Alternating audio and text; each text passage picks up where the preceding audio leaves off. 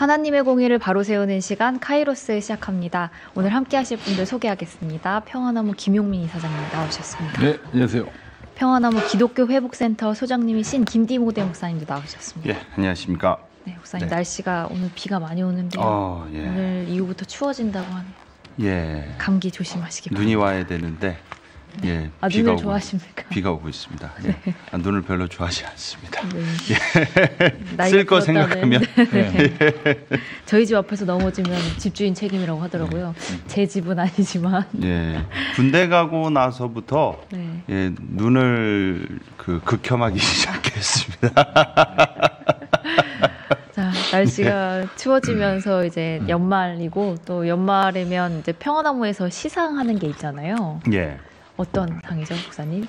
저희가 한국 교회 네. 공로상을 이제 시상하는데 공로상. 지난해 저희가 처음으로 했는데 이제 올해가 네. 두 번째입니다. 네, 두 번째 시상하시는 분은 누구실까요? 예, 이번 올해는 네. 저희 신천지 대책 전국연합 네. 기관하고요. 네. 그리고 구루밍 인천 세소만 교회 네. 예, 구루밍 성범죄 피해자들 교인편에 섰다가 네. 교단으로부터 이제 모함을 당해서 출교 제명 조치 당하신 네. 예, 박성철 교수님께서 올해의 수상자로 선정되셨습니다. 예.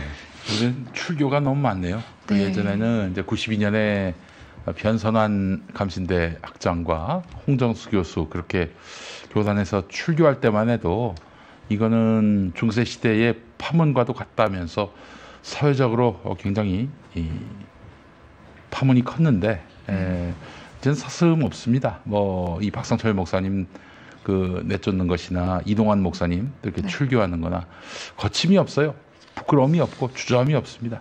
예, 자기들이 하나님 된 것 같아요. 참 안타깝습니다. 출교라는 게 우리 종교 자체에서 완전 바깥으로 내쫓는다는 뜻이잖아요. 어떻게 예. 보면 하나님의 구원과 은혜로부터 자격이 없다라고 판단을 내리는 것과도 같다고 볼 수도 있고요. 예.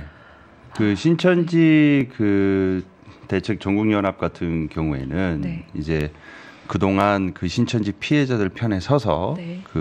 이단 사이비 종교 집단들이 정치권에 자꾸 이렇게 진입을 하려는 시도들이 있었습니다. 그렇죠. 예. 근데 이제 과천시 특히 네. 이제 신천지의 본산이라고 할 수 있는 네.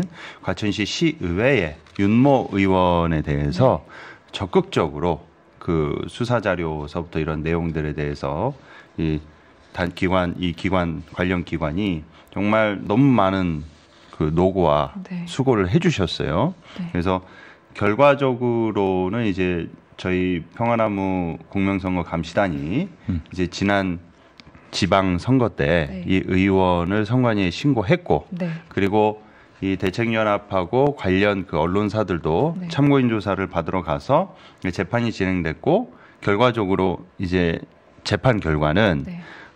90만 원으로 그쳤기 때문에 의원직은 유지가 됐지만 네. 시의회에서 이 문제가 된다 이렇게 공직선거법 위반에 100만 원 이상 돼서 의원직을 상실하지 않았더라도 네.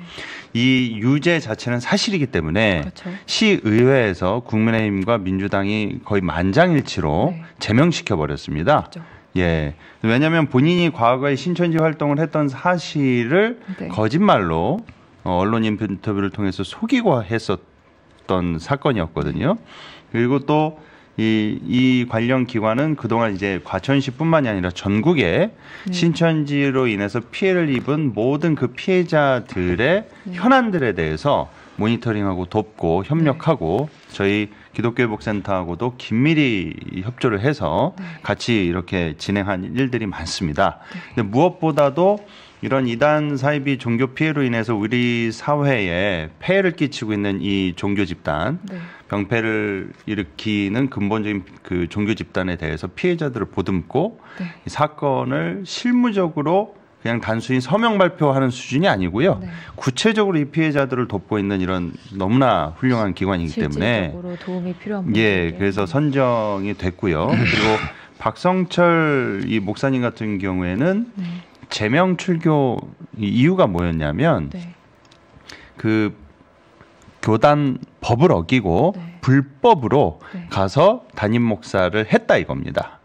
예. 근데 그 불법으로 한 게 아니라 네.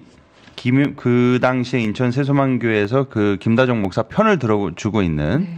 그 아버지 목사와 그리고 그쪽 측에서 이 박성철 목사님이 불법으로 하고 있다. 그래서 그 담임 목사직에 대한 가처분 신청을 했는데 법원은 박성철 목사님이 그 교인들이 네. 정한 임시 당회장으로서 합법하다라고 손을 들어줬어요. 그렇죠. 예. 그런데 교단 측에서는 이런 거를 깡그리 무시하고, 네. 예. 그리고 여기서 정황이 너무 냄새가 나는 게 박성철 목사님을 제명 출교하자고 그 헌의안을 올린, 그 안건을 올린 네. 사람이 하필이면은 네. 이 그쪽 측하고 뭔가 커넥션이 측? 있어 보이는 너무 그 김다정 목사 측 쪽 관련하고 인맥이 있어 보이는 네. 냄새가 풀풀 나는 그런 사람이 그걸 해서 이렇게 된 사안입니다. 그래서 이런 분들이야말로 한국교회의 자정능력 회복과 네. 이번에는 기관 한 곳 그리고 그 개인 인물 한 곳을 저희가 네. 선정했는데요. 이런 분들이야말로 한국교회를 위해서 공로의 치적을 우리가 기리고 함께 연대하고 응원하고 위로해드려야 된다. 그래서 저희가 좀 약소하지만 상패와 수상을 좀 해서 선정해서 수여해드리고 네.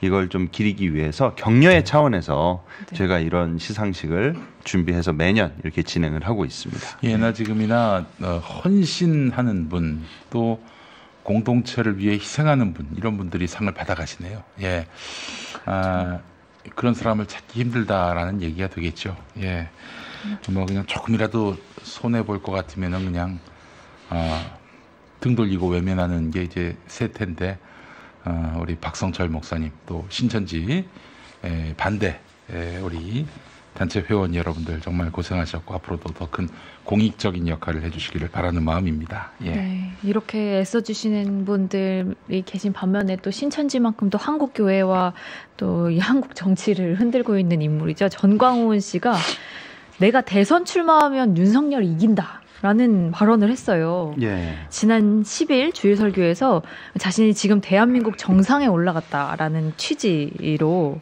그런 걸 주장하면서 윤석열 대통령님 다음에 대통령 선거하면 내가 이긴다라는 그동안의 행보와는 상당히 그 다른 좀 도전적인 멘트를 던졌어요. 예. 무슨 의미일까요? 정광훈 목사의 말 한마디 의미가 있겠냐마는 네. 지금 이 모든 이 총선을 앞두고 자신의 어떤 세와 네. 그리고 자신이 어떤 이런 그 선거에 네. 어떤 영향력을 행사하고 싶은 밑밥을 깔고 있는 이런 발언들이 아닐까 네. 저희가 유추를 해봅니다. 예, 왜냐하면 중요한 거는 내가 그 뭐라고 그랬냐면요. 정확한 워딩은 윤석열 대통령님이 섭섭하게 하지 마라. 섭섭하게 생각하지 마라. 네. 자기를. 네. 그러면서 지금 대한민국 제일 정상에 올라간 사람이 누구냐. 나하고 윤석열 대통령이 다음 대통령 선거하면 내가 이긴다. 그러면서 네.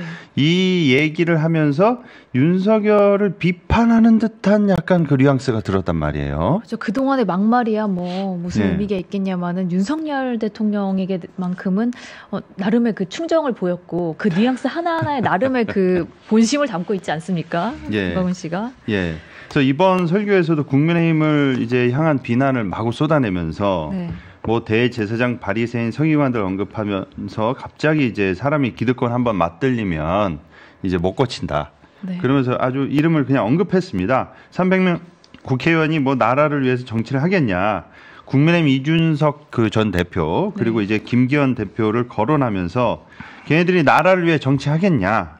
예배 참석은 이제 그 티키타카 할 때 물어보는 거죠. 얘네들이 뭐 나라를 위해 하겠냐? 그러면 아니요라고 이렇게 예, 그렇게 하는 거죠. 그러면서 항상 이제 이분이 이제 얘기하는 거는 나라를 위해서 할 사람은 10명 정도밖에 안 되는데 이 황교안은 나라를 위해 할 사람이 아니다. 자기를 위해 황교안 씨도 단골로 싶습니다. 그렇죠. 예. 그러면서 김기현을 비롯해 국민의힘 정당 국회의원들은 자기들끼리 싸우고 있다. 결국 이걸 뒤집고 200석 할 사람은 여러분과 나밖에 없다. 그러면서 국회의원들이 연방제 통일을 결의하면 윤석열도 못 막는다. 그러면서 우리나라에는 헌법이고 뭐가 없다. 때법밖에 없다. 그러면서 선제 공격을 해서 반드시 우리가 200석을 해내야 한다라고 이제 새해를 결집하는 듯한 네. 그 멘트를 던졌습니다. 근데 가면 갈수록 네. 윤석열 대통령에 대한 그 스탠스가 네. 초반에는 그래도 좀 이렇게 네. 그 응석도 부리고 나 좀 봐달라고 했는데 네. 점점 이제 비판의 수위를 살살 높여가고 있어요. 총선이 다가올수록. 그렇죠. 예. 이거에 대해서는 우리 정강훈 전문가이신 우리 김현희 사장님께서 갈수록 윤석열을 왜 비판하는 스탠스로 이제 갈아타고 있는지 조언을 예, 또. 한번 네. 말씀해 주시면 좋겠습니다. 아니 이제 사실은 최근에 여론조사 결과가 나왔는데 네. 이 여론조사 결과에 따르면은 자유통일당이 그 지금 누구야 그 전광훈이 이끄는 자유통일당이 네. 정의당을 이겼어요. 네. 정의당을 그러니까 뭐 물론 이제 사실은 큰 의미를 부여할 만한 그런 지지율은 아니죠. 그 한 자릿수 지지율이라는 게 그 뭐 몇 사람만 더 얘기하면 지지율이 금방 순위가 엎어지고 그럴 텐데 어쨌든 여기 굉장히 고무돼 있고요. 과거 같은 경우에는 그 지금 보수 정당이 야당일 때는 보수 정당 정치인들이 곧잘 왔어요. 무대 세워가지고 막 그렇게 발언시키고 그러면은 정광훈이 그것 때문에 굉장히 그 위신이 선다고요. 얼굴이 선다고요. 네. 그래서 그걸 갖고 또 이제 내가 이만큼 보수 정당에 영향력이 있다라는 것들을 과시하는 것이고 윤석열, 김건희가 뭐 아는 척도 안 하잖아요. 그렇죠. 그래서 이제 그 계속 뭐 거짓말을 했던 거지. 뭐 김건희하고 내가 뭐 통화를 했다느니 뭐 윤석열하고 통화했다는 윤석열과 통화했다는 거는 이제 본인이 얘기한 게 아니라 조나단이가 이제 대신 한 건데. 네. 이런 것들이 뭐겠습니까? 그 거짓말 사실을 섞어가면서 계속 자신이 보수 정당 또 보수 정권에 영향력이 있다고 얘기하는 게 영업하려고 하는 거죠. 자기 신도들 규합하기 위한 목적이고. 그래서 조금 저 지지율 잘 나왔다고 저렇게 고무된 거는 이제 총선이 다가왔다는 얘기예요. 다음 선거 때 자유통일당 밀어주면은 여러분과 내가 덕본다. 윤석열에게도 굉장히 무시할 수 없는 그런 존재로 커질 수 있기 때문에 계속 지지하라 이런 차원의 이야기일 뿐입니다. 뭐 크게 해석할 여지는 없고 윤석열한테는 고개를 조아릴 가능성이 좀 낮아 보입니다. 윤석열의 힘이 꺾이기 전에는. 네. 왜냐하면 이제 그 김기현하고 장제원을 저렇게 무릎 꿇렸듯이 캐비넷이 열리는 순간에 이 뭐 전광훈은 정말 그렇죠. 활짝 열지 않아도 반만 열어도 많이 나오니까 쏟아져 나오니까 이제 그 사실 정광훈으로서는 윤석열한테 거역했다가는 그랬다가는 이제 예를 들면 수사 대상이 된단 말이죠. 그러면 이제 모든 것이 다 허물어지는 거예요. 지금 자기를 윤석열이가 뭐 정말 뭐 겉으로는 그렇게 뭐 가까운 척하지 않지만은 속으로는 나를 신경 쓴다, 지지한다 이렇게 얘기를 해놨는데 자기를 수사 대상에 삼는다면은 이 모든 이야기들이 다 구라로 드러나는 거 아니겠습니까? 그러니까 이제 정광훈으로서는 하는 수 없이 윤석열과 마음에는 안 들지만 지금 그 이렇게 등 돌릴 수 있는 처지가 못 된다 이렇게 정리하면 될 것 같습니다.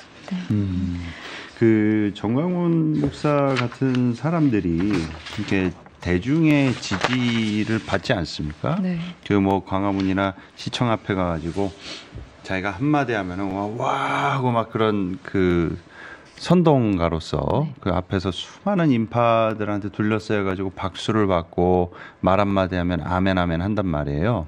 그럼 이런 분들이 뽕 들어가 가지고 항상 내가 다음에 뭐 선거 나가면 뭐 대통령도 될 수 있다. 네. 이런 그 허황된 생각을 갖기도 합니다. 근데 뭐 야사를 하나 말씀드리면 요새 그 서울의 봄이 뭐 대흥행을 하고 있지 않습니까? 네. 예, 서울의 봄이 흥행을 하고 있는데 이제 박정희 대통령이 이제 시해 사건 있고 난 뒤로 네. 이제 공석일 때 여의도에 아주 큰 어떤 그 목사님 한 분이 서울제일교회 박형규 목사님을 찾아가서 네. 내가 출마하면은 가능성이 있겠습니까? 라고 이제 물었다는 야사가 있습니다. 예. 그러니까 좀 이 목사님들이 진짜 조심하셔야 될 게 다수나 대중의 어떤 지지나 이런 걸 받는 게 마치 자신의 어떤 그 권력의 영향력을 행사할 수 있는 자꾸 기회로 본단 말이에요. 그렇죠. 특히 정강훈 씨 같은 경우는 아주 노골적으로 자신을 지지하는 세를 가지고 이 정치판이나 우리 사회의 어떤 흐름이나 그거를 자신이 컨트롤하려고 합니다. 어떤 사익이나 목적을 위해서요. 그렇죠. 이것이 아주 안 좋은 겁니다. 그래서 뭐 정강훈을 보면서 벤치마킹 해가지고 따라하려고 하는 그 리틀 정강훈 중자 소자 뭐 이런 친구들이 많은데 이런 아주 그지 같은 거를 좀 배워가지고 쓸데없는 짓 하지 말고 예, 본연의 자세로 돌아가서 내년 총선에 이제 저희 또 공명선거 감시단이 오늘 이제 발대를 합니다. 발족식을 갖고 또 활동하니 저희한테 또 쓸데없는 짓 하다 걸리지 마시고 예, 잘 좀 하시기를 당부드리고 싶습니다. 뭐 평화나무에 정말 어마어마한 소송을 걸어왔는데 이제 목사들이 눈 하나 깜짝하지 않습니다. 올해도 또 합니다. 예, 여러분 공명선거에 협조하셔서 존경받는 한국교회가 되도록 애써주셨으면 좋겠고 그리고 80년 서울의 봄 때 그 박형규 목사님 찾아와가지고 그러니까 박형규 목사님 왜 찾아왔겠어요? 기장 쪽 아니겠습니까? 진보 개신교계 아니에요. 그러니까 보수 진보 다 나를 밀어주면 내가 1200만까지는 아니었죠 그때는. 이건 1000만이 되지 못했던 그 기독교인들 표를 모아가지고 대통령이 되면은 이 나라를 기독교 왕국으로 만들겠다 뭐 그런 얘기를 하려고 간 거예요. 그러니까 진보 쪽에서 날 도와달라 이렇게 얘기하려고 간 건데 이 한심한 거죠. 이미 12 때 권력은 전두환한테 넘어갔습니다. 그런데 이 양반은 지금 그 박정희 이후로 권력이 공백 상태다라고 판단을 해서 그럼 내가 한번 나가볼까 이렇게 마음을 먹었던 것 같은데 이미 권력은요 그 만약에 권력자가 사라지면 다른 권력자를 찾아갑니다. 문재인 정부가 권력을 내려놓아서 그 권력이 윤석열한테 간 거 아닙니까? 그렇죠. 권력은 공백을 허용하지 않습니다. 근데 그분은 전두환한테 이미 넘어간 권력인데 내가 대선에 나가면 되지 않을까 이런 그냥 그야말로 사퇴 파악 못하고 나서려다가 전 장군한테 쫄아가지고 바로 그냥 수그러들. 개코 같은 소리 했어. 개코 같은 소리. 개코 같은 소리 한 거야. 그런 감각으로 대통령 아찔합니다. 네.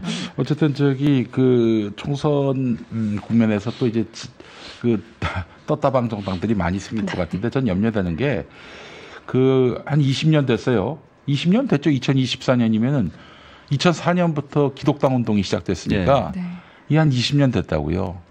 3%만 얻으면은 원내 정당이 되거든요. 한 석이라도 된다고. 근데 지금 지지율이 지금 3%에 거의 육박했어요. 이번에 진짜 사고 칠 수도 있어요. 그 정광훈이가.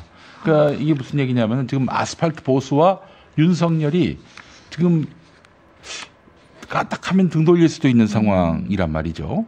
이런 상황에서 아스팔트 보수들이 야 국민의힘 어떻게 믿냐? 자유통일당 밀어서 우리 아스팔트도 국회의원을 만들어내자.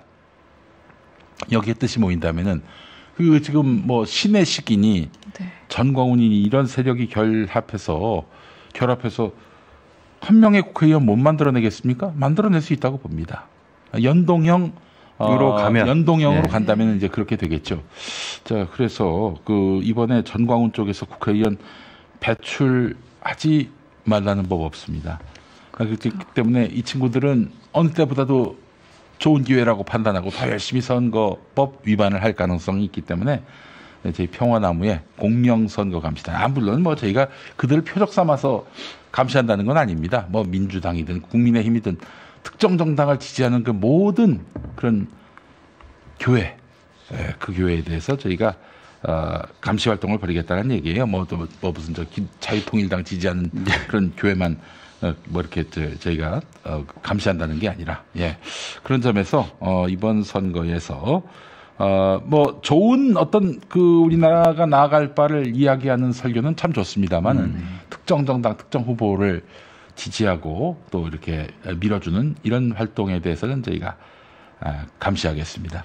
그 예. 감시 대상에는 저도 포함됩니다. 예. 예, 그런 점을 좀 분명히 알아주셨으면 좋겠어요. 예, 특히 그 설교 시간에 목회자의 지위를 이용해서 얘기할 때가 제일 큰 문제로 결부될 수 있습니다. 왜냐하면 사석이나 그런 어떤 공적 자리가 아닌 곳에서 자신의 정치적 소견과 정치적 그 성향에 대해서 이제 티를 내거나 말하거나 의견 피력하는 거는 아무 문제가 되지 않아요. 네. 근데 교인들한테 영향을 끼칠 수 있는 종교 성직자의 행위인 예배 설교 시간이나 성경 공부 시간이나 어떤 집회나 연설 자신의 영향력을 행사할 수 있는 종교 성직자로서 예, 그런 직위의 어떤 행위에 해당됩니다.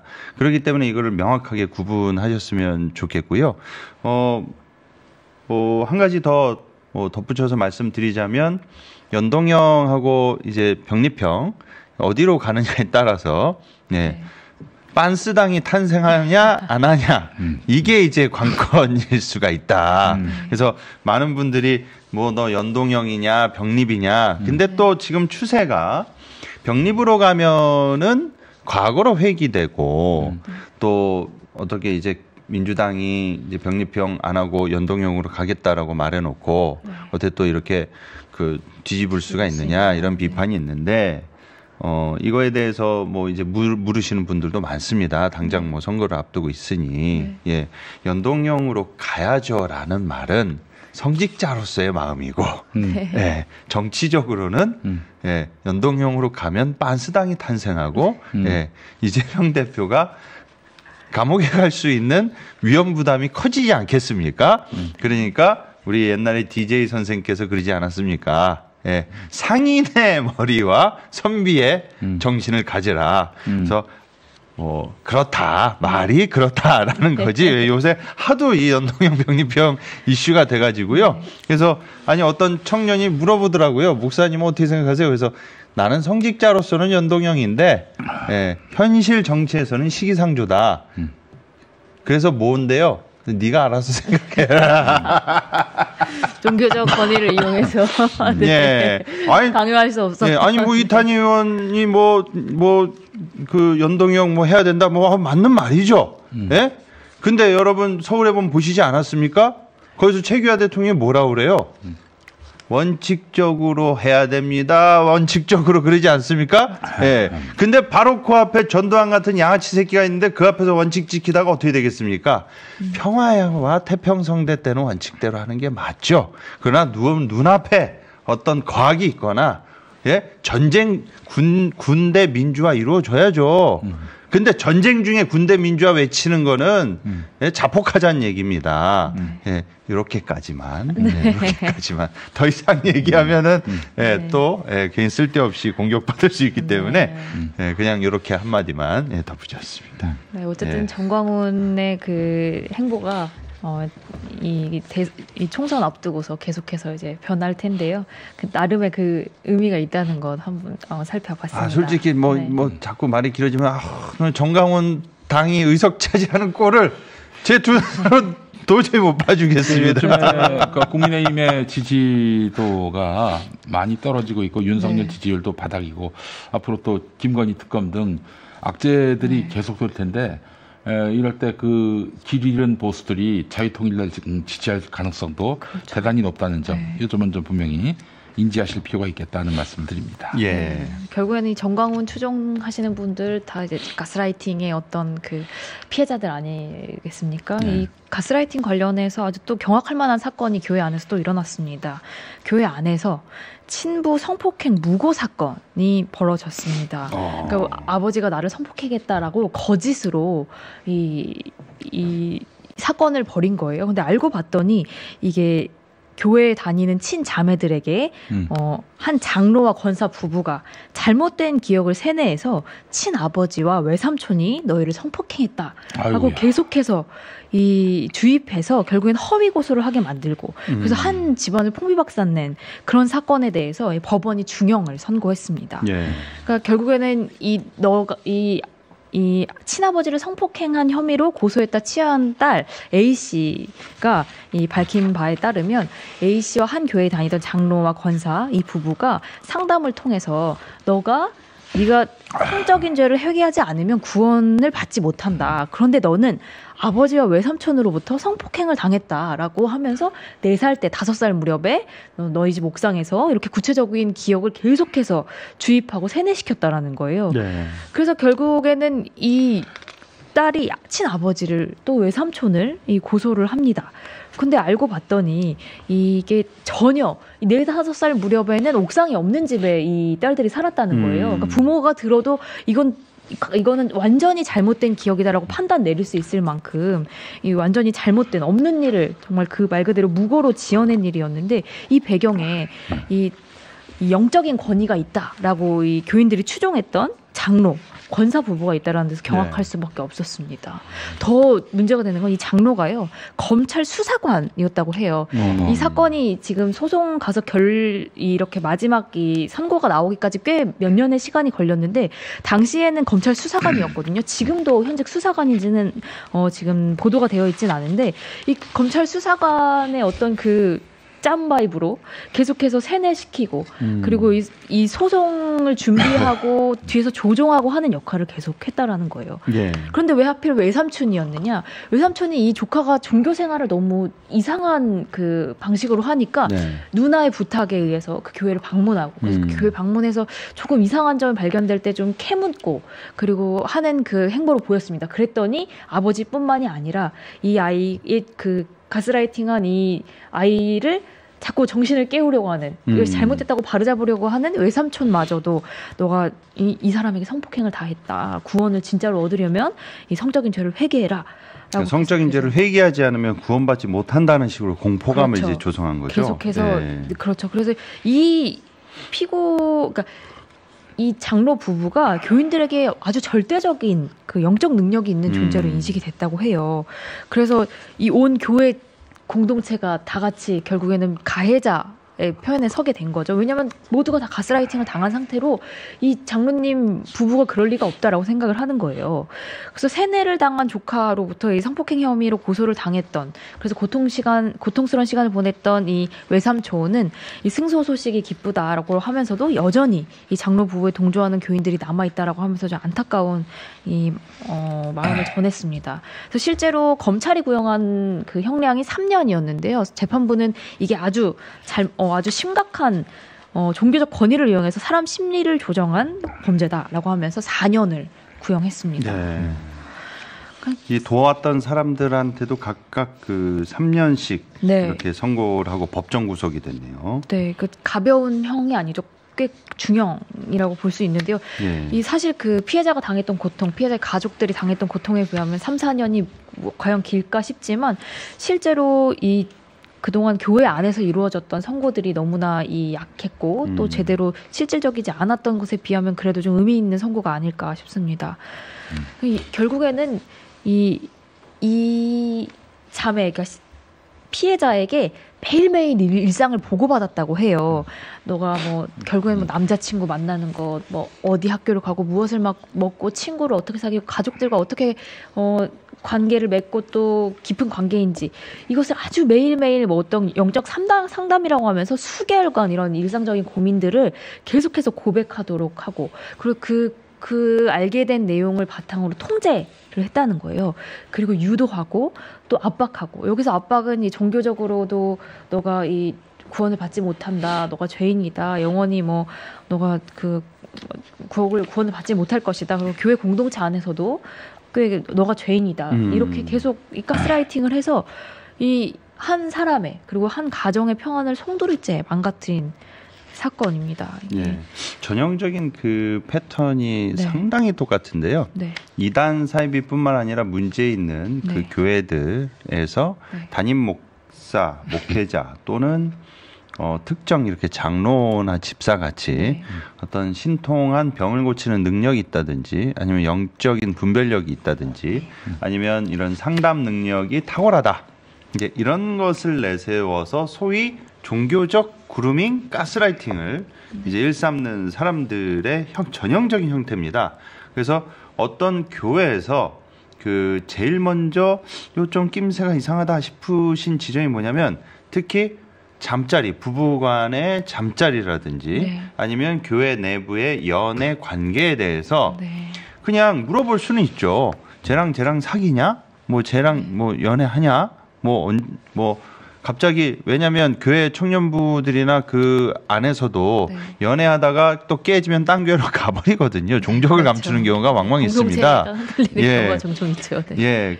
그래서 그런 것들은 이제 당연히 이제 자연스럽게 물어볼 수 있지만 언제 어디서 무엇을 먹고 어떻게 사귀고 누구랑 사귀고 만난 지 얼마나 됐고 이것을 실시간으로 보고한다든지 네. 사내 연애 금지처럼 교회 내 연애 금지라든지 또 연애하면은 벌금을 물린다든지 그리고 또 그 연애 가운데 있었던 어떤 성적 행위나 대화 그리고 멘트까지도 일일이 실시간으로 보고하고 체크하고 이렇게 총체적인 삶의 일상적인 부분까지도 교회 어떤 그 성직자나 네. 목회자 또는 장로, 권사, 집사 이런 재직들이 깊숙이 개입해가지고 이렇게 컨트롤하려고 하는 행위가 네. 전형적인 이단 사이비 또는 문제 있는 종교 가스라이팅 그루밍을 저지르고 있는 잘못되고 문제 있는 교회들의 전형적인 특징입니다. 그렇죠. 예. 예수님은 우리가 얽매여 있는 모든 권세로부터 우리를 해방시키셔서 우리 한 사람 한 사람을 온전한 자유인으로 세우려고 네. 오신 건데 이렇게 모든 일상을 다 보고받고 뒤에서 뭐 통제하고 그래서 그 수동적인 인간으로 그래서 뭐에 매여서 사는 인간으로 만든다는 건 우리 종교적인 정신과도 완전히 예수 정신과도 완전히 반대되는 것이라고 볼 수 있습니다. 예, 그리고 첫 번째 포인트가 제가 방금 말씀드린 네. 이런 그 뭐 연애라든지 네. 어떤 개인의 사생활에 깊숙이 이렇게 개입을 네, 해서 경제 그걸 상황이라든가. 컨트롤하려고 네. 하는 게 바로 이제 첫 번째 포인트고요. 네. 이제 두 번째 포인트가 뭐냐면 공포심입니다. 그렇죠. 예. 특히 우리 인간들 이제 인간한테 되게 취약한 게 성 아닙니까? 그래서 그 어떤 이런 성적인 뭐 마스터베이션이라든지 네. 아니면 이런 생각, 사고 이런 것들에 있어서 성이 가장 취약하기 때문에 네. 이성을 갖고 호감만 느껴도 그걸 죄악시 여기고 뭐 사단이 준 생각이라고 하고 그런 아주 전형적인 공포심을 조장해서 그런 일을 함으로써 너는 지옥에 갈 것이다. 구원으로부터 멀어질 것이다. 이런 식으로 해서 이제 공포심을 유발해가지고 네. 자신들이 컨트롤하려고 하는 수법이거든요. 네. 그런데 그래서 이제 대표적으로 그 JMS 있지 않습니까? 네. 이 JMS가 뭐 지옥을 견학하다라는 그 이제 지옥의 마귀들이 네. 지옥에 떨어진 인간들을 괴롭히는 그런 지옥 종류들이 나와요. 그러니까 네. 그 뭐 거짓말하는 사람, 뭐 음란죄진 사람 그런 지옥 종류들을 그림으로 그려가지고 공포심을 유발시켜가지고 하는데 그게 되게 재밌는 게 뭐냐면 자위 지옥이 있습니다. 그래서 일명 제가 딸 지옥이라고 그러는데 예, 거기 자위한 사람들이 가서 마귀들한테 엄청난 성고문을 당하는 그걸 이제 그림으로 그려가지고 네. 공포심을 유발합니다. 대한민국 남성 중에 이 딸 지옥에 끌려 들어갈 가서 이 마귀들한테 당할 사람이 한둘이 아니다. 원제급이네요. 예, 거의 원제급이다. 그래서 네. 이런 공포심을 유발해가지고 네. 사람들의 정신적인 어떤 허약한 네. 그리고 그런 지점을 컨트롤하려고 하는 공포심 유발로 그게 이제 핵심이다. 많은 교회의 그 목사들이 그 교인들에게 시시콜콜하게 이제 부부간의 은밀한 관계 혹은 뭐 네. 연인과의 그 뭐 다른 사람에게 알릴 필요가 없는 그런 일들까지 다 이게 뭐 고백하도록 하잖아요. 네. 뭐 영적으로 뭐 지도한다 이런 미명 아래 이거 뭐겠어요? 이 치부가 교회에 그 많이 공유가 되면은 그 교회를 떠날 수가 없거든요. 이탈을 방지하기 위한 목적도 분명히 있습니다. 그것도 일종의 어떤 가스라이팅의 한 영역이라고 볼 수 있는 건데, 그러니까 어느 교회든 그 교회가 자꾸 비밀을 말하라고 요구한다면 그 교회는 일찌감치 선을 긋고 안 나가는 게 좋습니다. 네. 그걸 알아서 뭐하게 됐지? 아, 나 참 관음증 환자들도 아니고 말이야. 그렇죠. 네. 네, 예. 각자 이 한 사람 한 사람을 자기 삶의 주인으로 자라나가게끔 그래서 스스로 판단하고 옳은 선택을 하게끔 하는 게 어떤 그 종교의 영역인데 이렇게 속박시키고 그래서 통제당하게 하는 이런 종교는 잘못된 그 정신이다. 잘못된 공동체고 위험한 곳일 가능성이 많다라는 것을 기억해 주시면 좋을 것 같습니다. 네. 네. 또 한 가지 소식을 전해드릴 텐데요. 제 모교 한신대에서 좀 경악을 금치 못할 사건이 일어났습니다. 네. 지금 외국인 유학생들, 더 정확히 말하면 외국인 어학당에 다니는 어학연수 온 분들을 거짓으로 유인해서 강제 추방하는 사건이 한신대에서 일어났습니다. 이번 주에 아주 언론에 네. 아주 시끌벅적했죠. 네, 한신대가 이렇게 그 많은 보도를 받은 적이 처음인 것 같은데요. 한신대 부설 어학당, 한국어 어학당에 다니던 우즈베키스탄 국적 유학생 22명을 학기가 끝나지 않은 상황임에도 불구하고 거짓으로 행선지를 속이고 버스에 태워서 집단 귀국을 바로 공항으로 가서 바로 집단 귀국을 시켰습니다. 이 정황이 어떻게 되냐면요. 이 유학생들이 자, 너희들이 이제 출입국 관리소에 가야 된다. 외국인 등록증 수령을 위해서 지금 몇 시까지 모여라 해서 지난 11월 27일 오전에 이 외국인 이 우즈베키스탄 23명의 유학생들을 버스에 태웠습니다. 그리고 나서 출입국 관리소에 가는 척하고 외국인 등록증 네. 수령을 하러 가야 된다라는 그러니까 식으로 모두도 빠지지 말고 외국인 등록증 수령을 하러 이 버스에 타라라고 해놓고 버스에 타니까 정작 처음 이야기와 달리 출입국 관리소가 아니라 갑자기 화성 병점역에서 사설 경비업체 직원들을 태워서 곧장 인천공항으로 간 겁니다. 네, 출입국 관리소는 평택에 있는데 그렇죠. 예, 갑자기 평택으로 가지 않고 병점에서 네. 보안 요원들을 태워요 거예요. 버스에. 거짓말로 네. 유인해서. 그런 다음에 네. 평택 출입국 관리소가 아니라 인천공항으로 갑자기 간 네, 거죠. 그렇죠. 네. 그리고 공항에 도착한 이 교직원 그리고 경호업체 이 사설 경호업체 직원들이 이 공항에 도착하기 전에 버스 안에서 이제 이런 얘기를 합니다. 지금 출입국 관리소에 가면 여러분들이 감옥에 가야 된다. 왜냐하면 여러분들이 원래 이 한국에 들어올 때 이 계좌에 유지하고 있어야 되는 네. 돈이 약 1,000만 원 정도 되는데 이 돈을 너네가 3개월 동안 유지하지 않고 썼기 때문에 너네가 이 조건에 약속을 어긴 것과 마찬가지다. 그래서 출입국 관리소에 가는 순간 너네는 지금부터 감옥에 가서 있어야 된다라고 한 거죠. 근데 이건 사실과 분명히 다릅니다. 예. 이분들은 지금 11월 27일인데요. 12월 20일 전후로 이 비자가 살아있는 경우였고 그리고 이렇게 1,000만 원 이하의 잔액을 보존하지 못했다고 해서 이렇게 바로 감옥에 가는 경우는 없습니다. 그러니까 예. 거짓말로 위협을 한 거죠. 그래서 이 거짓말로 유인하고 버스 안에서는 사설 경비업체 직원들 태워서 위협하고 너네 감옥 갈 수 있어. 자, 지금부터 핸드폰 걷겠습니다. 핸드폰 내놓으십시오.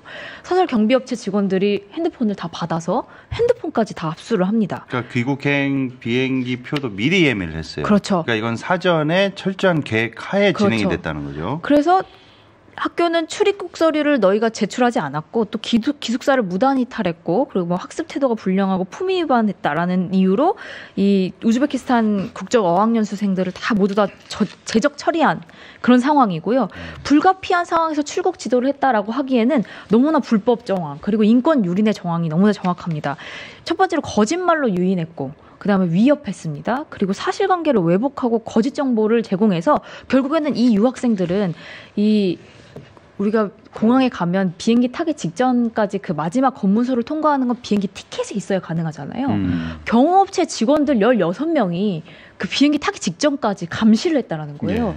그러니까 이분들은 자기가 갑자기 비행기를 타고 자기 나라로 돌아갈 줄 모르고 잠깐 외출해서 업무를 보는 줄 알고 나왔다가 그 버스 그대로 저항하지 못하고 그냥 우즈베키스탄으로 돌아온 겁니다. 거죠. 그러니까 예. 지내던 기숙사의 짐들이 그대로 있을 거고 같이 지내던 친구들이나 또 한국인 가족이 있는 친구도 있었어요. 결혼해서. 그런 사람들은 정황을 알지도 못한 상태로 이렇게 된 거죠. 그러니까 한신대 측이 이렇게 불가피한 상황에서 출국 지도를 했다고 이제 변명하듯이 네. 핑계를 대고 있는데 한신대에서는 뭐라고 얘기를 하나요? 한신대는 이제 우리가 11월 초에 학생들의 잔고증명서를 요구했는데 대다수의 학생이 체류 조건을 충족하지 못했고 쓴 거네요. 네, 그냥. 이런 사실을 만약에 너네가 잔고증명서를 충족하지 못해서 너네가 강제 출국을 당할 수가 있어라고 만약에 얘기할 경우에 이 학생들이 도망쳐서 불법 체류자가 될 것을 우려했다라는 거예요. 만약에 이 학생들이 도망쳐서 불법 체류자가 되면 한신대가 어떤 불이익을 당하느냐? 이제 유학생을 받지 못하게 됩니다. 사실 한신대는 한 2년여 전부터 유학생으로는 받지 못하는 상태가 됐고요. 이제 어학원을 따로 세워서 이렇게 어학연수차 이 외국인 학생들을 받은 거예요. 그럼 결국에는 이 어학연수를 받았던 외국인 학생들이 다음 학기에 50% 정도가 등록을 한다고 합니다. 그러니까 결국에는 지금 한신대가 겪고 있는 재정적인 위기, 학생들의 정원이 채워지지 않는 위기를 외국인 학생들을 받아서 지금 채우고 있는 상황인데 여기서 우즈벡 학생들이 뭐 대거 이탈해서 불법 체류자가 될 경우에 법무부에서 이제 제재 조치가 내려올 수 있고 그렇게 될 경우에는 이 학교 재정을 그나마 메꿔주던 유학생들마저도 받지 못하는 상황이 될 것 같으니까 이렇게 본인들의 얘기로 선제적인 조치를 했다라고 하는 거예요. 예. 그러니까 오늘 좀, 아침에 그 한신대 총장 명의에 네. 담화문이 나왔는데 네. 짧아요. 좀 네. 읽어보겠습니다. 네. 학생들은 관할 출입국 사무소에 의해 이미 비자 연장을 거절당했고 이로 인해서 출국할 수밖에 없게 됐습니다. 그래서 등록금도 환불해주고 다음에 재입국할 수 있는 기회를 만들어준다는 명분으로 취해진 조치였습니다. 그러나 결과적으로 그 방법이나 과정이 옳지 못했다면 변명의 여지가 없습니다. 쭉 변명해놓고는. 네. 네, 이번에 출국한 학생들과 한신을 사랑하는 모든 분에게 다시 한번 진심으로 사과드립니다. 이번 일에 대해서 대학은 철저한 조사와 제도 보완을 진행할 것을 약속드립니다. 이런 내용입니다. 예. 아, 이건 한신대 국제교류원 원장이 책임져야 될 일뿐만이 아니라 한신대 총장도 책임져야 될 일이라고 저는 봅니다. 지금 인권 유린이 있었잖아요. 만약에 미국이나 캐나다 학생들이 이런 똑같은 상황이었으면 똑같이 했을 겁니까? 그렇지 않았을 겁니다. 한신대는. 근데 이제 문제는 이 네. 과정 중에 네. 이게 표면적으로 보면은 한신대가 마치 어쩔 수 없었다라는 식으로 얘기를 하고 있는데 그래서 두 가지 포인트가 있습니다. 네.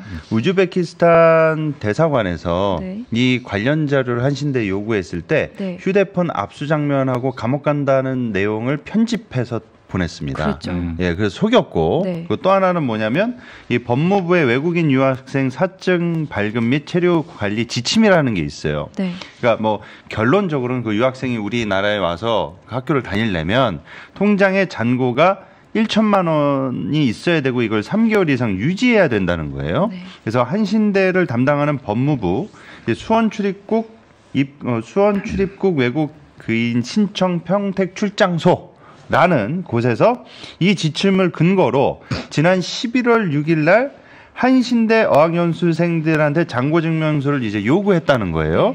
그런데 그 당시에 우즈베키스탄 학생들 상당수가 그 3개월 동안 1,000만 원 있어야 되는데 네. 그때 요구를 했는데 1,000만 원이 없었던 거예요. 왜 없었느냐? 네. 예. 안내를 잘못 받은 겁니다. 한신대로부터. 네. 그래서 출국당한 연수생들이 잔고 기준에 대해서 학교로부터 잘못된 안내를 받았는데 한신대는 현지 연수생들을 모집할 때 네. 한국 체류에 필요한 잔고 유지 기간을 딱 3개월이 아니라 하루라고 네, 해놓은 그날 거예요. 검사는 하루만 있으면 된다라고 통보한 예. 거죠, 한신대가. 그러니까 예. 유학생들이 생활비로 그 1,000만 원 입금돼 있던 걸 썼겠죠. 중간에 쓴 겁니다. 한국 와서. 그러니까 자기네들이 하루라고 해놓고 이런 어떤 그 법적 그 내용들이나 이 디테일한 사안을 유학생들이 알겠습니까? 우리나라 모르죠. 법제도인데 학교 측에서 안내해 준 대로 그냥 통상적으로 한 거예요. 그러다가 이제 써버려가지고 1,000만 원이 없으니까 이렇게 되면 불법 체류가 되거든요. 그러니까 이제 문제 생길 게 되니까 이런 식으로 이런 일을 저지른 건데 네. 저는 이런 일을 할 때마다 항상 이 좀 답답한 게 뭐냐면 네. 좀 제가 이제 항상 하는 말이지만 네 이거 이렇게 하다가 나중에 문제에 대해서 언론이 때리고 큰일 나지 않을까라는 사고를 하는 사람이 단 한 명도 없나? 그런 좀 답답함이 있습니다. 예. 그러니까 이런 행위를 하는 것 자체가 불법 행위고 공갈을 친 거 아닙니까? 뭐 감옥 간다는 식으로 위화감을 조성하고 그게 거짓말이잖아요. 그래서 이런 거짓말을 통해서 자신들이 하루만 있으면 된다고 말해 놓은 거를 원래 3개월인데 그거를 이제 또 잘못 안내해 놓고 이런 본인들의 불찰의 일련의 과정들에 대해서 분명히 인지를 하고 있을 텐데 이런 식으로 강제 출국당했다가 나중에 언론 보도라도 되면 막말로 우리 아주 그냥 개작살 날 텐데 그런 사고가 안 되는지 이거는 너무 기가 막힌 일이에요. 법무부가 잘못 이야기해줘서 우리가 잘못 공지했다라는 이런 핑계만 대고 있습니다. 근데 제가 좀 저희 선교회에서도 제가 대표를 있는 선교회에서도 그 난민 사역을 합니다. 이 피난민들 국내 정착이나 이런 것들을 제가 또 난민 기관의 대외협력 이사로도 일하고 있거든요. 근데 하루라는 멘트를 치긴 쳐요. 그거 법무부에서 검사할 때 그냥 그날 하루만 갖고 있고 확인만 하면 된다. 이런 식으로 좀 얘기하는 분위기가 있긴 합니다. 그런데 법적으로 3개월이라는 거는 이쪽 바닥에서 일하는 사람이라는들은 기본적으로 다 알고 있거든요.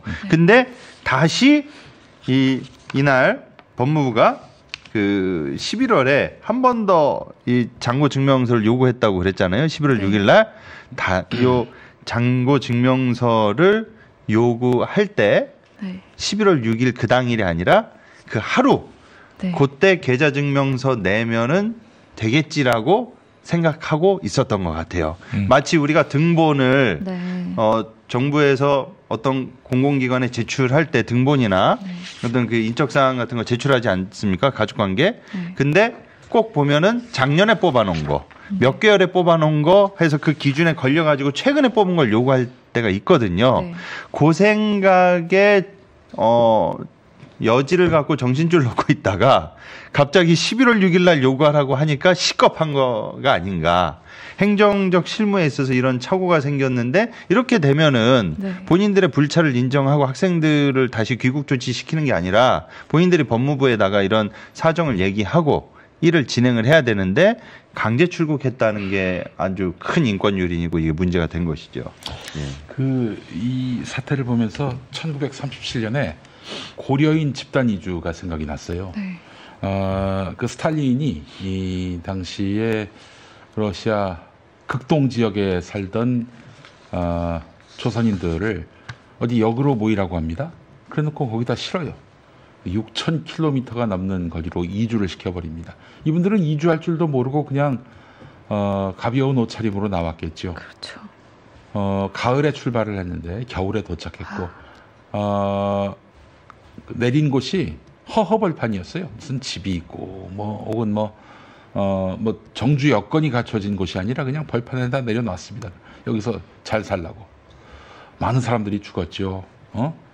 그래서 그 열차 안에서 한 500명이 죽었어요. 그 시신을 어떻게 처리할 길이 없어서 그냥 달리는 기차 안에서 던지기도 하고 오줌보가 터져서 오줌을 참느라고 죽은 사람도 있었고 물론 그런 극한적인 상황과 이것을 비교하는 것이 좀 문제가 있다라고 보시면 그 당시에 하필 모르겠지만. 간 곳도 또 우즈베키스탄으로 그렇죠. 우즈베키스탄이었죠.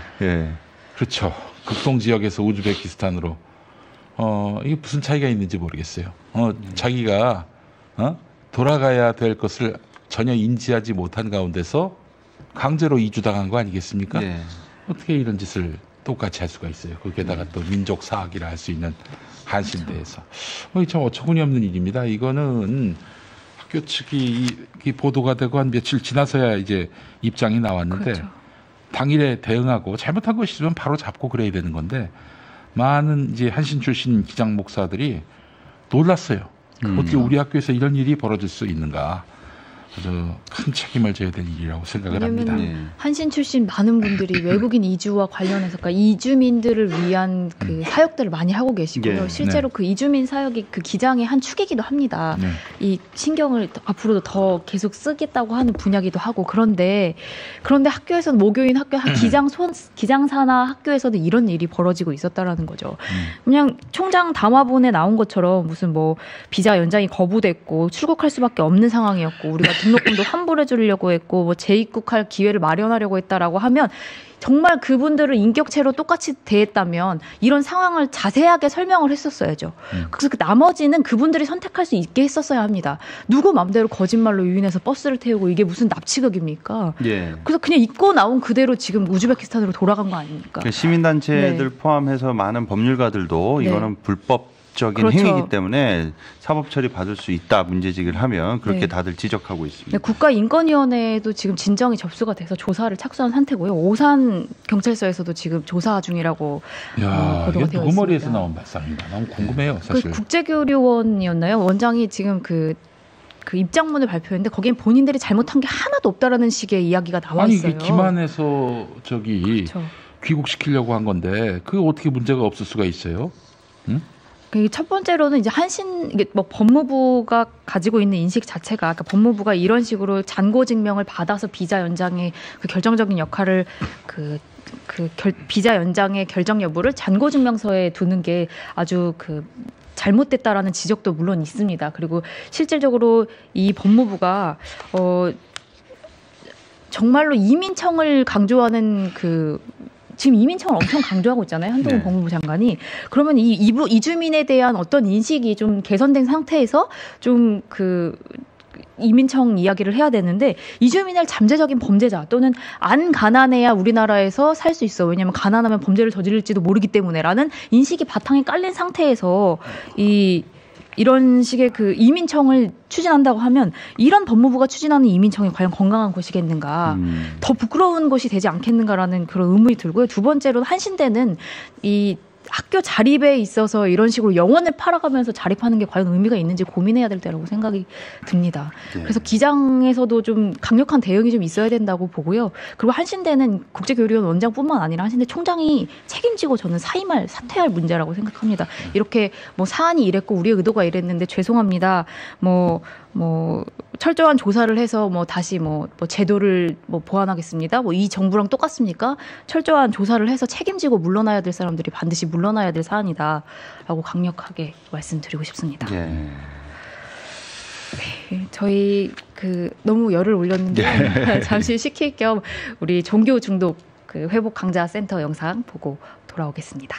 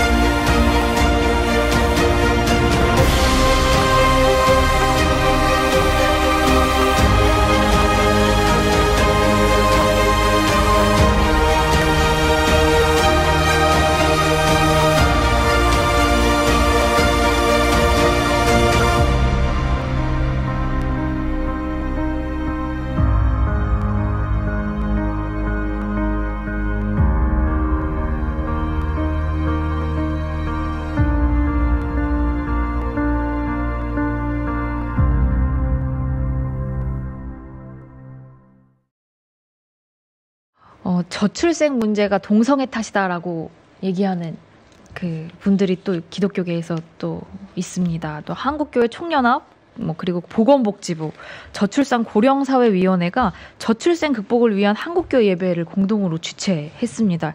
이게 과연 보건복지부가 할 일인가 싶어요. 장소는 여의도 순복음교회였다고 하는데요.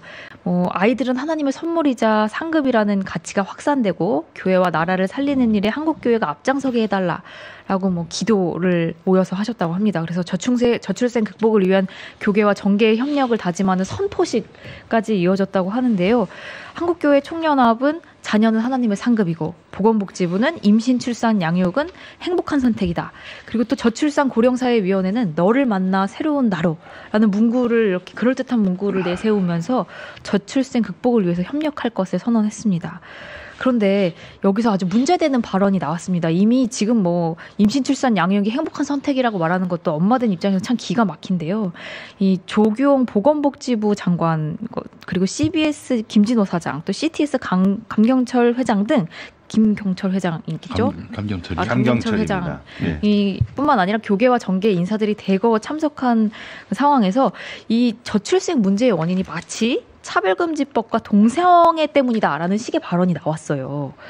그리고 김기현 대표, 전 대표가 됐죠, 이제. 그리고 더불어민주당 김희재 의원까지 나서서 차별금지법은 절대 통과돼서 안 된다. 그건 김회재. 네, 김회재 의원, 죄송합니다. 차별금지법이 절대 통과돼서는 안 된다라는 이야기가 이런 그 저출생 문제 얘기하면서 나왔습니다. 정말 이 저출생 문제의 원인이 동성애입니까? 예. 인식의 개선, 뭐 김기현 대표 같은 경우에는 뭐 인식의 개선도 필요하지만 제도의 관비도 더 가속해야 된다. 그러면서 아주 노골적으로 동성애를 허용하자거나 획일적으로 포괄적인 차별금지법을 제정하자고 하는 여러 가지 움직임들이 있고 그에 대한 요구들이 있습니다만은 저와 우리 당은 반대하고 있다. 그리고 동성애 하시는 분들의 인권도 소중하고 그분들을 차별해서는 안 되겠지만 그렇다고 그것이 권장되거나 보편화되는 것으로 인식되는 것은 옳지 않다고 생각해 반대하고 있다. 그리고 내가 우리 국민의힘 대표로 있는 한 이 법은 절대 통과되지 않도록 할 것이다. 이렇게 얘기를 했습니다. 김기현 대표가요. 김기현이가 그렇게 얘기 안 해도 민주당도 그렇게 못해요. 그런 현실이 있는 거고. 누구야? 그 김진호 CBS 사장 이 사람도 예전에 자신이 그 동성애에 대해서 반대하는 입장이 분명하고 그렇기 때문에 그와 관련한 어떤 동성애 반대에 대한 메시지가 나왔을 경우 우리는 그걸 편집하지 않겠다. 그렇게도 이야기를 했었단 말이죠. 그러니까 논란이 일어나니까 논란을 또 즐기는 듯한 그런 스탠스를 취하더라고요. 말하자면은 보수 목사들한테는 어필이 된다고 보는 거예요. 이런 논란 자체가 노이즈 마케팅도 마케팅 아니겠습니까? 그래서 CBS 사장은 굉장히 지금 보수 교회와 뜻을 같이 하고 있구나.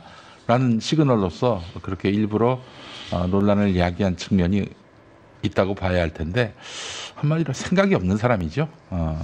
이런 사람들은 사회적 논쟁거리에 있어서만큼은요 찬이고 반이 있다면은 물론 당연히 교계 안에서도 동성애 문제, 성적 소수자 문제와 관련해서 기존의 다수 보수 교회와 뜻을 같이 하지 않는 그런 목사님이나 또 신도들이 있거든요. 뭐 5대5로 이렇게 나눠서 보도하기 어렵더라도 9대1 정도의 그런 어떤 견해차가 있다는 점을 인정한다면은 한국교회 전체의 어떤 입장을 대변하는 매체의 대표라면은 그렇게 한쪽 편을 드는 것은 바람직한 자세가 아니죠. 게다가 기자 출신이란 사람이. 하여튼 지금 이러다 보니까 이런 균형 감각이 언론 매체 대표에게도 실종되다 보니까 한국교회가 그야말로 동성애 혐오 집단이 돼버리고 말았어요. 이게 올바른 일입니까? 물론 동성애도 인정해야 된다 이런 입장을 얘기하는 게 아니라 아니 사랑을 가르치는 기독교에서 이렇게 일방에 대한 혐오만 난무하고 있는데 이게 주님의 뜻인가 의문을 던지는 거예요, 기본적으로. 아니, 그리고 성소수자에 대해서 이동환 목사가 우리 모두 다 성소수자가 되자 그렇게 얘기하는 것도 아니고 성소수자도 주님의 은총 아래에 있다라고 또 목회자가 자기 입장을 갖고 그렇게 행동할 수 있는 거 아닙니까? 그런데 출교를 시켜요? 이거 완전히 파시즘도 이런 파시즘이 없어요. 무섭습니다. 출교 과정도 너무나 정말 말도 안 되는 과정이었는데요. 심사위원 중에 한 명이 고발인과 같은 지방의 소속. 이럴 경우에는 재척사유에 해당되는데 그럼에도 이걸 인지를 못했어요. 그러면서 이제 재판이 열리지 못하고 수차례 막 공회전만 했습니다. 열린다고 했다 취소되고 또 증인 신문을 하겠다고 했다가 또 취소되고 증인이 누군지 뭐 어떤 질문할 수 있을지도 공개를 일부러 안 하고 이런 식의 아주 그 꼼수 그리고 사실 공소 기각이 결정된 사항에 대해서 다시 재기소를 결정하는 경우는 없거든요. 근데 재판이 예수님처럼 부활해서 공소 기각 사유가 범과에 대한 문제가 아니고 절차상 하자고 절차를 절차 하자를 치유했으니 재판이 다시 살아난 거다라는 말도 안 되는 이유를 대면서 결국에는 답정너죠. 답은 다 정해져 있고 이동환 목사님을 출교시키겠다라고 하면서 결국에는 그냥 그 절차는 중요하지 않게끔 밟았던 거예요. 그러면서 뭐 계속해서 그러니까 이해할 수 없는 이 재판이 이어지다가 결국에는 출교 결정이 났습니다. 이게 이 여의도 순복음교회에서 열린 네. 그 예배 이름이 저출생 극복을 위한 한국교회 예배였습니다. 네. 그래서 여기 관련 기관들이 한국교회 총연합 보건복지부 저출산 고령사위원회가 이제 공동으로 주최한 거였어요. 근데 이 자리에서 김기현 대표가 이제 그렇게 이야기를 한 것이고, 더불어서 또 이에 질세라 더불어민주당 김혜재 의원도 포괄적 차별금지법은 김기현 대표가 대표직을 그만두더라도 절대 통과돼서는 안 된다. 저출생의 문제는 하나님을 떠난 세대에 대한 심각한 하나님의 경고이다. 그러면서 하나님보다 세상을 더 사랑하고 쾌락을 더 사랑하는 세대가 다가옴에 따라 일어난 당연한 결론이라고 생각한다. 포괄적 차별금지법 이거 반드시 우리가 막아야 한다. 근데 제가 이제 말씀드리고 싶은 포인트는 이거예요. 이 예배 자리가 저출생 문제에 대해서 극복하자는 그 자리였는데, 그러면 이분들의 뇌피셜에는 저출생의 문제가 동성애 때문에, 차별금지법 때문에 마치 발생하고 있는 것처럼 그 원인 중에 하나로 이렇게 보고 있는 것 같은데, 이거는 정말로 핀들을 잘못 맞춘 것이다. 그리고 예전에 이제 근대 병리학의 네. 아버지라고 불리는 루돌프 피로라는 분이 계세요. 네. 근데 이분이 전염병이 창궐한 지역에 가서 네. 정부에서 이제 조사를 하라고 가서 이제 독일에서 이제 조사를 하러 갑니다. 네. 근데 이분이 보고서를 올리기를, 뭐라고 보고서를 올리냐면, 보통은 전염병에 대해서 조사 보고서를 하면 전염병의 그 내용에 대해서 네. 뭐 이러한 사유와 이런 이유들로 인해서 전염병이 걸린다라고 얘기를 해야 되는데, 이 피로 이분이 보고를 하기를 가난이 문제다, 그렇게 얘기를 한단 말이에요. 예, 그 현장에 전염병이 창궐하고 있는 현장에 가봤더니 전염병 자체가 문제가 아니라 전염병을 발현시키는 그런 환경들, 네. 예, 형편없는 복지, 열악한 하수시설, 그리고 아주 허름한 주거 환경, 이런 모든 총체적인 가난한 빈곤적 환경이 전염병을 창궐하는 원인이다. 그럼 저는 저출생 문제 극복을 위한다면은 이 자리에 가서 동성애 드립을 칠 게 아니라 도대체 왜 이 젊은 세대들이 출산을 껴라하고 출산을 기피하느냐 이거예요. 애를 낳으면은 그 길로 집도 못 사고 차도 못 사고, 예? 우리나라 학력과 스펙과 라이센스, 이 모든 것들이 아주 야만적인 만모니즘의 자본주의 사회로 만들어 놓지 않았습니까?